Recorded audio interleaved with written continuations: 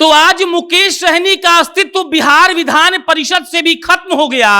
बिहार विधानसभा से मुकेश सहनी की party VIP का खात्मा पहले ही हो चुका था और अब आज जब बिहार के 7 एमएलसी ने अपने पद का शपथ ग्रहण कर लिया तो उसके बाद मुकेश सहनी का अस्तित्व बिहार विधान परिषद से भी खत्म हो गया।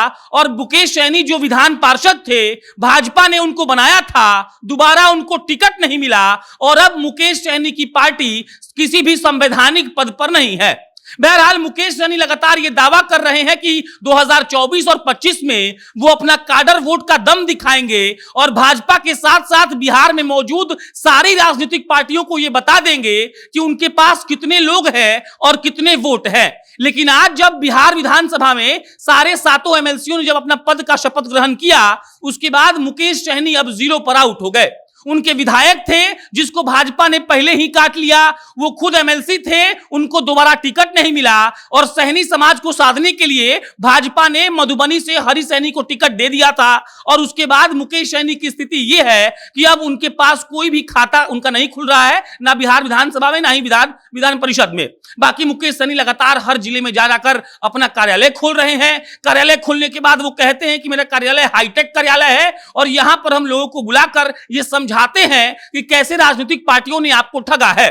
मुकेश सहनी बीते दिनों छपरा गए थे। छपरा में उन्होंने कहा था कि जो भी निषाद समाज का अवहेलना करेगा उसको कोई भी राजनीतिक जगह बिहार में नहीं मिलेगी। उसके बाद झारखंड में वो गए। झारखंड का प्रदेश अध्यक्ष उन्होंने जिसको बनाया है, वो कहा जा रहा है कि भाजपा के करीबी नेता के बहुत करीबी आदमी थे और उसको उन्होंने प्रदेश अध्यक्ष बना दिया है और इसको वो अपनी जीत बता रहे थे।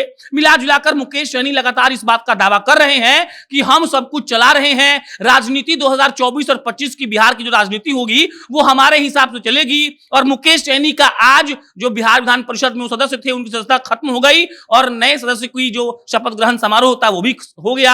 इसका मतलब ये कि मुकेश सहनी अब ना ही एमएलसी रहे, मंत्री पद से तो पहले हटा दिए गए थे और अब सिर्फ वो इतना कर रहे हैं कि घूम घूम कर लोगों को बता रहे हैं कि भाई साहब आप हमारे पार्टी से जुड़िए, पार्टी से जुड़िएगा तो हम आपका आवाज उठाएंगे। और हर बात पर मुकेश सहनी एक बात दोहराते हैं कि हम चाहते तो मुंबई का ऐशो आराम वाला जिंदगी जी सकते थे, लेकिन हम ऐशो आराम का जिंदगी छोड़कर आपके बीच आए हैं और आपके बीच आने का मकसद इतना ही है कि हम आपके हक और हुकूक के लिए लड़ना चाहते हैं।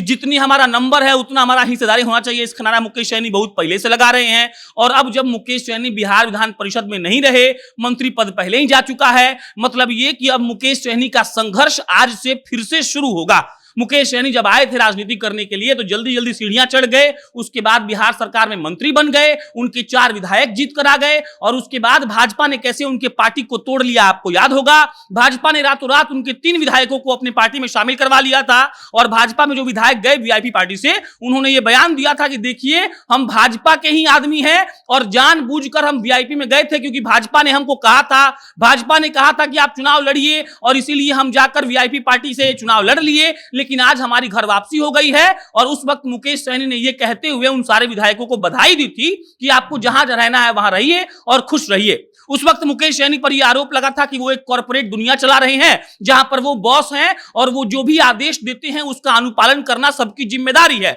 इसके जवाब में उस वक्त मुकेश सहनी ने कहा था कि ऐसा कोई बात नहीं है, हम निषाद समाज का आवाज उठाते हैं इसीलिए हम पर आरोप लगाया जा रहा है। लेकिन अंततः हुआ यह कि उनकी पार्टी खत्म हो गई। बिहार विधानसभा में वीआईपी पार्टी के एक भी विधायक नहीं है, वो खुद मंत्री थे, मंत्री भी नहीं है, एमएलसी थे, एमएलसी भी नहीं है और अब एक नए सिरे से उनको राजनीति की शुरुआत करनी पड़ेगी। मुकेश सहनी को जाकर लोगों से ये बोलना पड़ेगा कि आप हमको वोट दीजिए और उसके बाद क्या होगा ये तो भविष्य के गर्भ में है।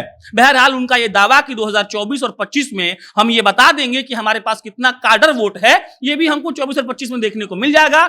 बाकी जो खबर है अपडेट आएगी आपको हम इत्तला करेंगे। मेरा नाम प्रशांत राय है, आप जनता जंक्शन देख रहे थे। बहुत बहुत धन्यवाद।